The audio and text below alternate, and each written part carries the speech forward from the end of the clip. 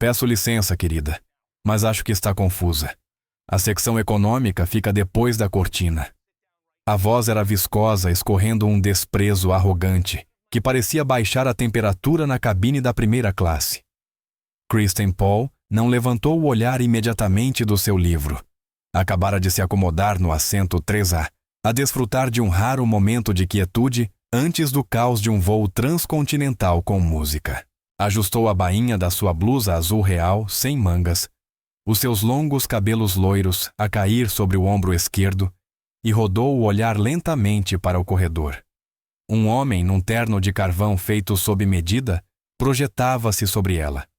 Segurava um copo de uísque escocês pré-partida numa mão e o cartão de embarque na outra, batendo-o impacientemente contra a coxa. Tinha o aspecto ruborizado e impecável de um homem habituado a gritar com os subordinados e receber agradecimentos em troca. Acredito que estou no assento correto, disse Kristen. A sua voz era baixa, calma, com um timbre incompatível com a sua aparência juvenil. Ela manteve o olhar na altura da fivela do cinto dele por um instante antes de subir até ao rosto. Era uma tática aprendida a uma vida inteira. A neutralidade costuma abalar mais do que a agressão. O homem, cuja mala de couro cara bloqueava o corredor para todos os outros, soltou um bufar curto e incrédulo. Varrendo a cabina em busca de plateia para a sua indignação, perguntou. Ouviu isso dirigindo-se ao ar vazio, embora os seus olhos se fixassem no empresário no assento 3B, que tentava desaparecer no tablet. Tentei ser educado. Ouça, querida, não sei para quem sorriu para passar pelo agente do portão, ou se espera que ninguém note que subiu até aqui sem pagar. Mas isto é a primeira classe. É para quem paga por ela. Kristen suspirou um microsinal de exaustão que ocultou rapidamente. Ela buscou o cartão de embarque no bolso do assento e o ergueu sem dizer uma palavra. Estava escrito 3A, sem ambiguidades. O homem arrancou o papel da mão dela e o encarou como se fosse decifrar um código estrangeiro. Erro do sistema, declarou ele, vibrando a mão com desdém. Sou membro-chave platina. Vou esta rota toda a semana. O 3A é o meu assento. Sempre é o meu. A aplicação deve ter falhado porque estava por ali na lista de upgrades. Agora, seja uma boa menina e volte para a fila 30 antes que eu chame alguém. A cabina ficou em silêncio. O jazz suave nos altifalantes soou ensurdecedor no vácuo da tensão. Kristen pegou no cartão de embarque, alisou a dobra que ele o deixou e guardou-o no bolso. Não se moveu. Sugiro que encontre o seu assento designado senhor, disse ela baixando um tom endurecendo o suficiente para servir de aviso a quem tem instinto para escutar. Ele ruborizou escarlate contra a Jerry Naline. Ele bateu com a mão no compartimento superior, fazendo uma mulher no assento 4 saltar. Estu, Artides gritou. Uma assistente de bordo correu pelo corredor sorriso ensaiado e tenso olhos alternando entre o homem e a mulher sentada. Era de meia idade, vestindo bafinta uniforme com orgulho cansado, postura carregada de desconforto iminente. O crachá dizia Nancy. Senhor Sterling, há algum problema? Perguntou ela, voz suave e tranquilizadora, reconhecendo-o com clareza profissional. Um problema enorme, Nancy Sterling disparou, apontando para Kristen. Esta pessoa está no meu assento e não quer sair. Quero que a retirem agora. Nancy voltou-se para Kristen. O olhar varreu-lhe a silhueta, os cabelos loiros, o porte atlético, a blusa azul casual e sofisticada, mais passeio premium do que traje executivo. Notou a juventude dela e a ausência de aliança. O cálculo foi visível nos seus olhos, mulher jovem e atraente na primeira classe versus cliente masculino executivo de status elevado e passageiro frequente. Senhora, disse Nancy, o profissional a dar lugar a um doce paternalista pode mostrar o seu cartão de embarque. Kristen entregou novamente. Nancy analisou-o, franzindo o senho, e batucou a unha no papel. Bem? Diz 3A murmurou mais para si. Voltou a encarar a passageira, sorriso tenso. Senhora, é dependente? O seu marido ou pai está no voo. Às vezes o sistema divide as reservas e faz upgrade à parte errada. Kristen permaneceu imóvel. A pergunta era aparentemente inocente, mas carregava a lâmina implícita. Você jamais estaria aqui pelo seu próprio mérito. Não sou dependente, disse Kristen. Cada sílaba precisa e cortante. Eu comprei o bilhete. Sterling conferiu o Rolex, impacientando-se com a agenda. Nancy, faltam 10 minutos para a decolagem. Tenho conferência ao aterrar. Preciso do espaço de trabalho. Isto é absurdo. Ela está claramente confusa ou mentindo. Move-a para o assento do corredor para irmos logo. Dê-lhe um voucher de uma bebida gratuita ou algo assim. Nancy alternou o olhar entre ele e ela. A pressão do horário e o peso do status de Sterling desequilibraram a balança. Senhora, veja, disse Nancy, aproximando-se demais e invadindo o espaço pessoal de Kristen. O voo está muito cheio hoje. Houve um equívoco na prioridade das reservas. O Sr. Sterling é um dos nossos clientes mais estimados. Vou precisar pedir que recolha as suas coisas. Posso encontrar lugar na cabine principal e ajustamos a diferença do reembolso depois no balcão. No disse Kristen. Perdão, Nancy pestanejou. No repetiu Kristen sem elevar a voz, ela não fez gestos. Ela simplesmente ocupava o espaço que havia reivindicado um objeto imóvel contra a força imparável do privilégio arrogante deles. Eu paguei por este assento. Eu estou sentada neste assento. Se este senhor tem alguma reclamação sobre o algoritmo de reservas da companhia aérea, que resolva com o serviço de atendimento ao cliente depois que pousarmos. Eu não vou me mexer. Sterling riu de forma áspera. Você não vai se mover.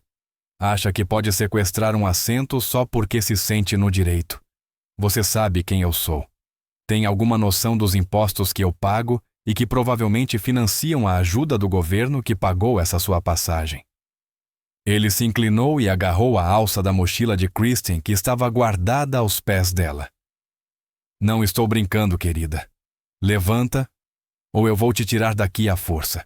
No instante em que a mão dele tocou a propriedade dela, o ar na cabine mudou. Não por som, mas por uma alteração quase física de pressão.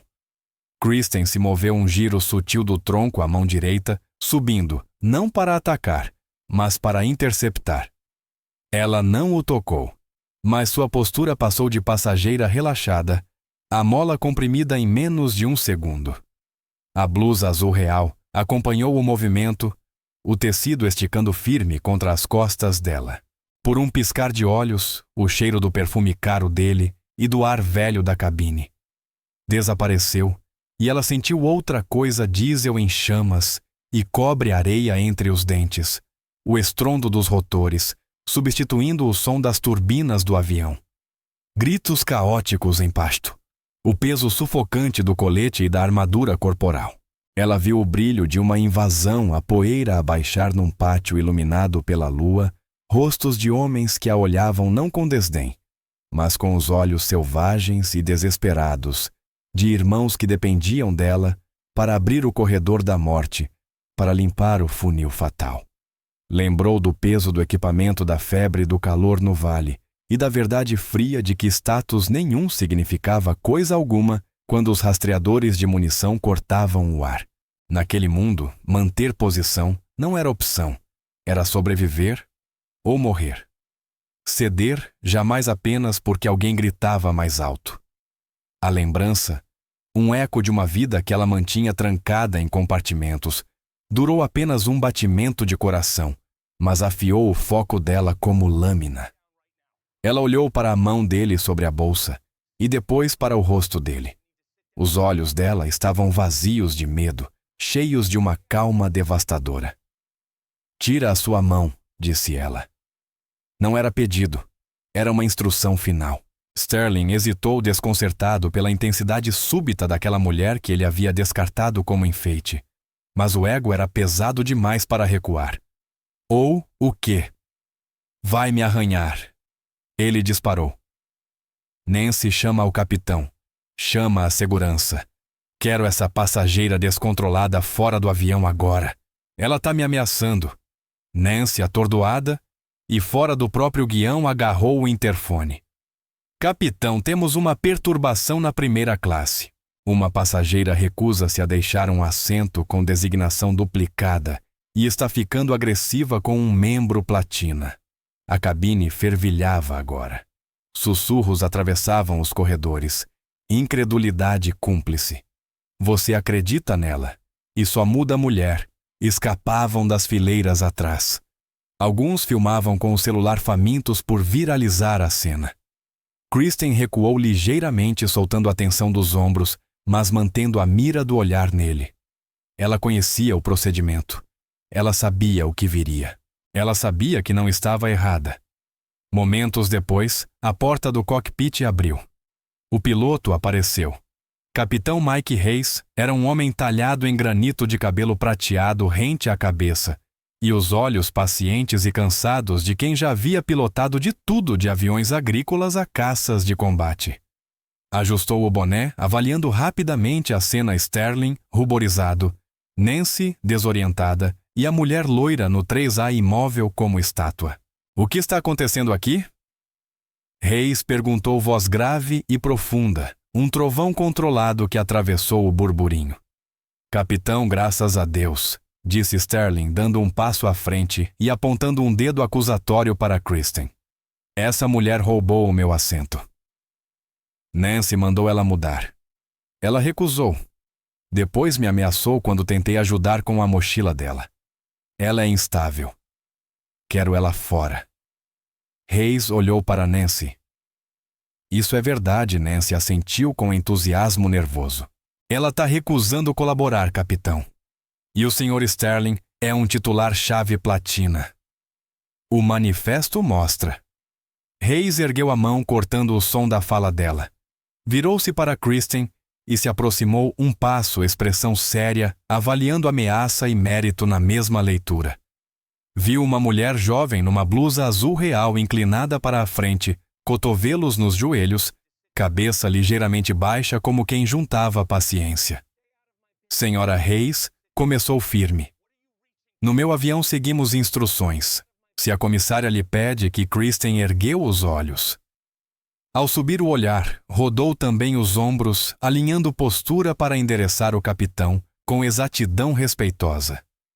A alça da sua blusa azul deslizou um pouco o tecido superior, esticando sobre a pele na zona da omoplata direita, banhada pela luz da manhã que atravessava a porta da cabine. Hayes parou a meio da frase. Os olhos dele desceram involuntariamente do rosto dela para o ombro, e então congelaram na pele marcada logo abaixo do corte da camisa, perto da escápula. Lá, desenhado em tinta preta de traços precisos e escuros, vivia uma marca específica, uma âncora, uma águia, um tridente e uma pistola de pederneira. Não era borboleta nem flor, nem símbolo tribal vazio de significado. Era um desenho íntimo específico, o selo de um time, a insígnia, de quem entra em salas onde outros não podem entrar. E logo abaixo do tridente, texto irregular, recortado como rocha, que ele reconheceu instantaneamente. Era a designação de uma unidade que já não existia em organogramas oficiais. Era uma tatuagem memorial, daquelas que só pertencem a quem estava presente quando as torres caíram, ou quando o vale queimou. Hayes congelou. O ar saiu dos seus pulmões. Ele olhou para a tatuagem, depois voltou-se para o rosto de Kristen, olhando-a de verdade pela primeira vez. Ele notou a cicatriz ao longo da linha do cabelo, que a maquiagem não conseguia esconder por completo. Reparou na maneira como as mãos dela repousavam sobre os joelhos, relaxadas mas prontas. Viu os calos. Viu o olhar distante de 1000 jardas que ela mantinha controlado sob a etiqueta civil. Ele conhecia a tatuagem, conhecia a unidade, e sabia que mulheres não a carregavam a menos que a tivessem conquistado nos cantos mais sombrios e profundos da guerra. Nos mundos onde homens não podiam ir, nos grupos de apoio cultural, nos operadores silenciosos e discretos que entravam em salas impossíveis e cujas histórias seriam varridas para fora dos livros. Mas a modificação específica do desenho, a estrela dourada entrelaçada na âncora, Dizia outra coisa significava que ela era receptora da Estrela de Prata ou de condecoração ainda superior, ou que era a única sobrevivente de uma equipe completamente destruída. O silêncio arrastou-se de forma agonizante. Sterling interpretou o silêncio do capitão como vitória. Viu? Até o capitão sabe que você é uma fraude. Anda, vamos. A polícia já está vindo. Hayes não piscou. Ergueu lentamente a mão não para tocar Kristen, mas para silenciar Sterling. O gesto foi afiado, autoritário e definitivo. Silêncio, Hayes ordenou. A voz dele já não era um murmúrio ou rosnado, era o estalar seco de um chicote. A boca de Sterling fechou de imediato, chocado. Hayes olhou Kristen agora ereto, ombros alinhados, a fadiga desaparecendo do rosto, substituída por disciplina rígida e hierárquica, quase reverencial. Como se chama, senhora? Perguntou ele, em voz baixa. Kristen Paul, respondeu ela. Hayes engoliu em seco. Ele conhecia o nome. Todos naquele universo restrito conheciam o nome Paul, um nome ligado à extração de um embaixador em 2019. Hayes virou-se para Nancy e exigiu o manifesto. Nancy, me entregue o manifesto. Mas, capitão, é o Sr. Sterling. Ela começou. Manifesto. Agora, repetiu ele. Ela entregou o tablet. Hayes rolou a lista ignorando a etiqueta de VIP, piscando ao lado do nome de Sterling, até encontrar 3A Kristen Paul. Não havia sinal de milhas, não havia selo de passageiro frequente, apenas um código de tarifa governamental, código V1. Ele tocou o código. Na tela, abriu o significado completo. Prioridade nível 1, do Departamento de Defesa. Autorização obrigatória de embarque destinatária da Medalha de Honra Credencial Oficial de Transporte. O sangue sumiu do rosto de Hayes. Ele virou-se para Sterling, que olhava o relógio sem imaginar o abismo em que estava. Quer expulsá-la do avião? Perguntou Hayes, voz perigosamente baixa. Ela é um incômodo, respondeu Sterling. Deve ser esposa de algum militar alistado querendo parecer importante. Hayes virou o corpo totalmente encarando-o com desprezo absoluto. Esta mulher, disse o capitão, aumentando o volume para que a primeira classe inteira ouvisse, não é esposa nem incômodo, e não sairá deste avião a menos que seja a vontade dela. Sterling tentou recuperar a postura. Olha aqui, eu conheço o diretor executivo dessa companhia aérea. Hayes cortou-o. Pouco me importa se conhece o presidente dos Estados Unidos. Está importunando uma passageira que fez mais pela sua liberdade de ser arrogante do que você conseguiria em 10 vidas somadas. Hayes tirou o rádio do cinto, apertou o botão do microfone e falou. Torre, aqui é o voo americano. 492 no portão C4. Incidente de segurança. Preciso imediatamente da polícia aeroportuária e do oficial de ligação do JSOC da base mais próxima. Sterling sorriu ainda convencido.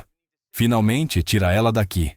Não estou chamando por ela, disse Hayes, olhos travados nos dele. Estou chamando por você. Os 10 minutos seguintes deram nó na lógica do avião, cochichos celulares, a filmar gente faminta por viralizar o momento. Mas também foi espetáculo de justiça real, para quem sabia enxergar o símbolo na pele e no silêncio. As luzes piscantes lá fora não eram procedimento padrão. 2 SUVs pretos atravessaram a pista e estacionaram junto à ponte de desembarque, algo que só acontecia para chefes de Estado ou urgências militares absolutas. Sterling estava de pé no corredor, confiante que a cavalaria vinha retirá-la. A mente a compor um e-mail de reclamação. A porta da cabine abriu, mas quem entrou primeiro não foi o TSA nem policias locais. Era um contra-almirante da Marinha, acompanhado por 2 policiais militares e por uma mulher num terno cinzento impecável, que exalava autoridade estratégica. O almirante vestia o uniforme caque, fitas e medalhas empilhadas até o ombro, o rosto tomado por fúria institucional. Onde ela está? Exigiu ele, a voz a ecoar como comando. O capitão Hayes apenas deu um passo de lado e apontou para o assento 3A. O almirante avançou pelo corredor. Sterling tentou intervir, sorriso sólido de arrogância. Almirante, obrigado por ter vindo. Essa mulher está.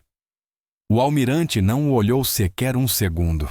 Acertou o ombro contra o tórax de Sterling com força suficiente para empurrá-lo para dentro do assento 3B. Então parou diante de Kristen. O avião inteiro prendia a respiração.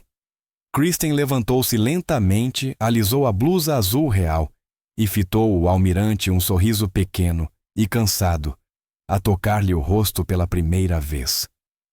Olá, senhor, disse ela. O almirante respondeu com uma saudação tão precisa que pareceu recortar o próprio ar. Manteve-a firme. Não era cortesia.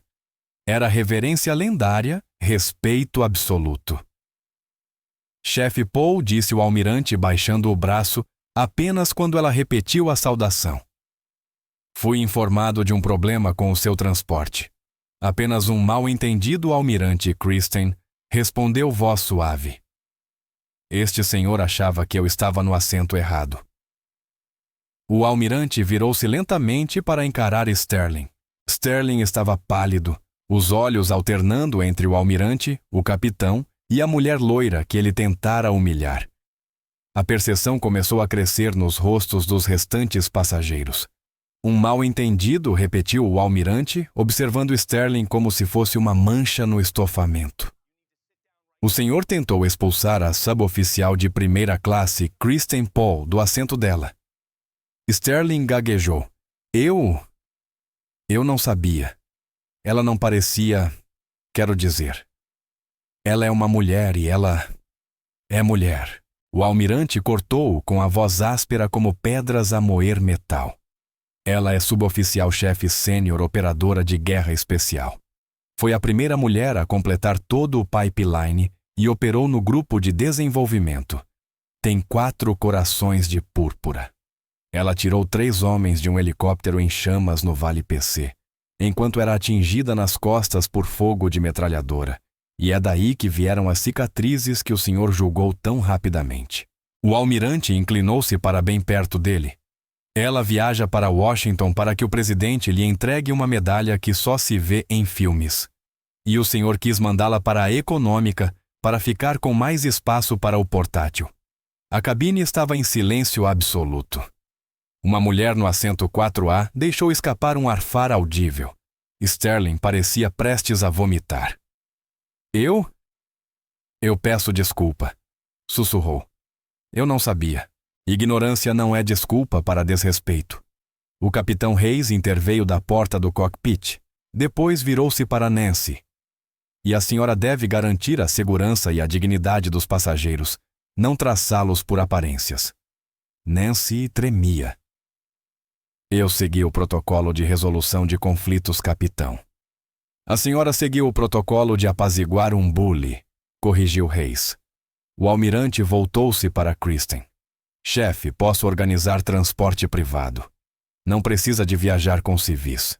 Kristen olhou para Sterling, agora encolhido no assento que afirmara ser direito de nascença, depois para Nancy, que estava à beira do choro, e por fim para os restantes passageiros, que a observavam com mistura de assombro e vergonha. Não, senhor, disse Kristen. Estou bem aqui. Só quero continuar o voo. Pausou um segundo e acrescentou com calma firme. Acho que este senhor já estava a sair. O almirante assentiu para os polícias militares. Retirem o senhor Sterling da aeronave. Ele pode discutir o seu status com os Air Marshals federais por interferência com a tripulação de um voo militar protegido. Sterling tentou falar. Agora gritou o almirante. Sterling juntou a bagagem, rosto a arder numa humilhação mais profunda do que qualquer que infligira a um garçom ou funcionário. Foi escoltado o corredor fora, passando pelas fileiras em silêncio. Ao chegar à 10ª fila, ouviu-se uma palma. Depois, outra. Em breve, a aeronave inteira estava aplaudindo não pela cena, mas pela mulher de pé na 3ª fila, com a quietude de quem não precisa provar lendas. O almirante apertou a mão de Kristen uma última vez. Vemo-nos em Washington, chefe. A porta fechou. Hayes ativou a PA. Senhores passageiros, peço desculpa pelo atraso. Retiramos um carregamento. Partiremos para Washington o mais depressa possível. E a passageira do 3A é uma honra tê-la a bordo. As bebidas da primeira classe são cortesia hoje, exceto o assento vazio do 3B. Kristen acomodou-se novamente. Não celebrou. Abriu apenas o livro. O estremecer das rodas na pista trouxe-lhe um eco rápido. Um labirinto de cavernas no norte da Síria. A emboscada Miller atingido na femoral. Ela a rastejar por uma conduta colapsada. A rocha a rasgar uniforme e pele. A pistola silenciada a soltar 3 disparos abafados. O corpo dela arrastando Miller 300 metros para o ponto de extração. As costas a arder com estilhaços de granada. Miller sobrevivera. Fora ele que desenhara o símbolo numa guardanapo no hospital na Alemanha. O tridente pela irmandade, a pistola pela salvação, a âncora, porque ela fora o que os prendeu à terra, quando o mundo se tornou escuridão e inferno. Ela abriu os olhos. O avião subia. A GeForce pressionava-a no assento. Nancy surgiu a seu lado, taça de champanhe nas mãos trementes. Senhora Paul. Chefe, eu peço imensa desculpa. Fiz julgamentos que não devia. Estava cansada e deixei-me empurrar. Não acontecerá outra vez. Kristen olhou-a. Viu culpa verdadeira numa mulher só a tentar sobreviver ao seu trabalho. Kristen aceitou a taça. Não sorriu, mas a voz ficou humana e firme. Os padrões importam, Nancy. Regras aplicam-se a todos. Não deixe a voz dos que berram calar a razão dos que têm razão. Não deixarei, Nancy, murmurou. Ela agradeceu. Kristen virou-se para a janela vendo o chão replair-se. Ela tocou o ponto no ombro onde a tinta vivia escondida sob o tecido azul real. Ela não era heroína por ter uma tatuagem. Era heroína porque sabia que as batalhas reais não eram disputadas por upgrades para a primeira classe, nem por status, mas sim pelas pessoas ao seu lado. E às vezes, as maiores vitórias eram apenas sustentar a própria posição quando todos exigiam que recuasse. O voo até Washington foi calmo. Ao aterrissar, Kristen esperou que todos os outros passageiros desembarcassem primeiro. Ela não queria atenção. Pegou a mochila, agradeceu ao capitão Hayes, com um aceno ao passar pelo cockpit, e caminhou até ao terminal misturando-se na multidão instantaneamente. A blusa azul real desapareceu no mar de viajantes. Os longos cabelos loiros tornaram-se apenas mais um estilo num aeroporto apressado. Ninguém olhou 2 vezes para ela. Ninguém sabia que a mulher a caminhar em direção à recolha de bagagem carregava a história às costas e era exatamente assim que ela queria viver. Se você gostou desta história de bravura discreta e justiça inesperada, curta, partilhe e acompanhe. Ajude-nos a honrar as mulheres que servem as histórias que não foram contadas e as lendas que caminham entre nós.